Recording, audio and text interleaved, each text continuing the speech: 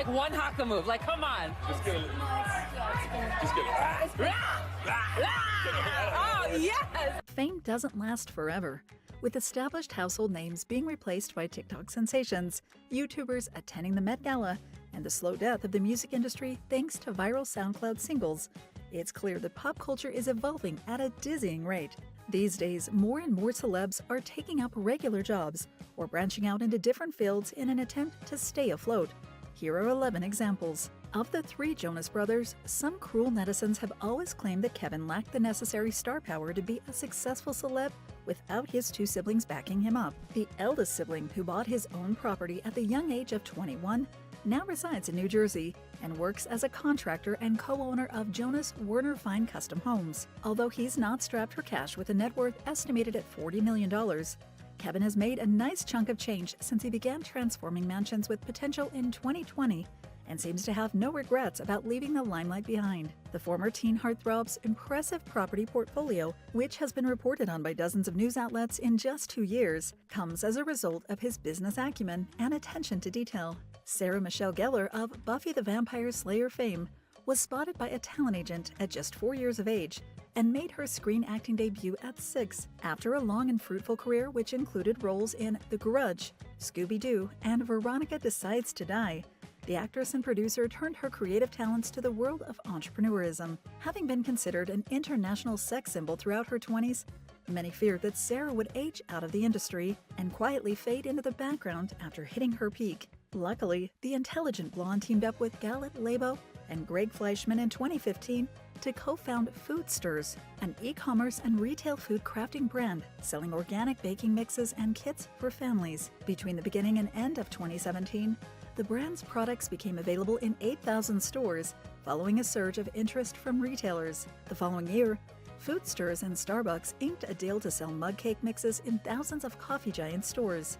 Sarah also released a cookbook in April 2017 entitled Stirring Up Fun with Food, a far cry from his twin brother, Cole, who transitioned smoothly from Sweet Life of Zack and Cody to Riverdale and other angsty roles. Dylan has left showbiz behind to open a mead brewery in Brooklyn, New York City. In 2020, Page 6 exclusively reported on how the former actor got away with brewing mead in his NYU dorm room because his roommate was never around. Upon graduating in 2015, Dylan started his brick-and-mortar mead business, All Wise Meadery. His interest in history, literature, and brewing overlapped, and the celebrity also shared in an interview that thanks to his Danish and German roots, he read a lot about the practice while growing up. It naturally progressed, and then I kept brewing it, and I tasted a lot of it, and I realized everything on the market wasn't exactly what I like to drink, he explained. With rappers having a limited shelf life, MC Hammer was just one of many musicians forced to reinvent himself when his 15 minutes of fame were up. After blowing his $70 million fortune on extravagant purchases such as 21 racehorses, 17 luxury cars, and marble statues of himself, the lyricist filed for bankruptcy in 1996, just 6 years after winning 3 Grammy Awards and having sold tens of millions of albums around the world. From employing 200 staff members and installing a gold hot tub in his room, to having to sell his multi-million-dollar mansion for a fraction of what he'd bought it for, MC Hammer became a cautionary tale to new rappers on the scene. Later on, he rebranded himself as a minister and is now an investor and consultant for 8 tech companies. The former professional boxer George Foreman enjoyed a good run in the late 1960s and 70s and retired at the age of 48 with a record of 76 wins and just 5 losses. Being inducted into the World Boxing Hall of Fame and International Boxing Hall of Fame would be the pinnacle of greatness for most, but the talented world champion didn't stop there. After retiring, he rebranded with the George Foreman Grill. George was approached by Sultan Inc. to be the spokesman for the company's fat-reducing grill, which had sold over 100 million units by 2009. Although the former boxer has yet to confirm how much he's earned from the endorsement, the company paid him a staggering $138 million in 1999 for the right to use his name. Prior to that, he earned roughly 40% of the profits on each grill sold, an estimated total of over $200 million through 2011. Married 5 times and spiritually reborn, the millionaire entrepreneur has 5 sons and several daughters, and once explained why he named all his male children George Edward Foreman, so they would always have something in common. I say to them, if one of us goes up, then we all go up together. Although his children are yet to reach his level of celebrity, George III is also a boxer and entrepreneur, while his daughter, Frida, held a 5-1 record as a pro boxer before her tragic suicide at the age of 42. Twitter and other social media platforms arguably helped Mara, the beloved former child star of Mrs. Doubtfire and Matilda fame, make her comeback as an author. Sadly, the latter film was dedicated in memory of her mother, who died of breast cancer in 1996. Diagnosed with OCD at the age of 12 and ADHD in later years, Mara's childhood was far from easy, as her mother's untimely passing affected her passion for acting. After graduating California's Idlewild Arts Academy, she relocated to New York City and studied at the famous Tisch School of the Arts, but largely shied away from acting roles. These days, Mara is a successful author with titles that include Sheeple and Where Am I Now? True stories of girlhood and accidental fame. She's also a passionate advocate for mental health awareness and previously collaborated with Project You Are OK, a nonprofit organization aiming to aid adolescents with mental illness. Despite her career peaking with a supporting role in Adam Shankman's Hairspray, which earned her 2 Critics' Choice Awards and a Golden Globes nomination, Nikki put her other talents to brilliant use and earned her cosmetology license in 2011. In the same year, the bubbly brunette began working part-time as a makeup artist and hairstylist in her hometown when not busy attending acting auditions. Nikki is currently a hairdresser and cosmetologist based in her native Long Island. In 2020, she also became something of a social media personality after launching a vlogging series via her Instagram account and having a couple of viral TikTok moments. Although not much is known about her personal life, the former actress publicly came out of the closet in a video set to Diana Ross's I'm Coming Out, known as the Shermanator to fans of the hilariously crude American Pie franchise. Chris Owens is the actor and photographer who also works as a waitress in an LA-based sushi restaurant. Unbeknownst to many, the Michigan native began acting at the young age of 10 after his family relocated to California. Some of his earlier titles include Major Pain, She's All That, October Sky, and Angus. In 1999, Chris's breakthrough role finally came with his interpretation of Chuck Sherman. However, after reprising his role in all the sequels of American Pie, including the straight-to-DVD spin-off American Pie Presents Bandcamp, acting work dried up, and it was later revealed in a New York Daily News article that Chris was earning a much humbler living as a sushi restaurant waiter. In the article, published in 2014, Chris said, "Life doesn't always go the way you planned.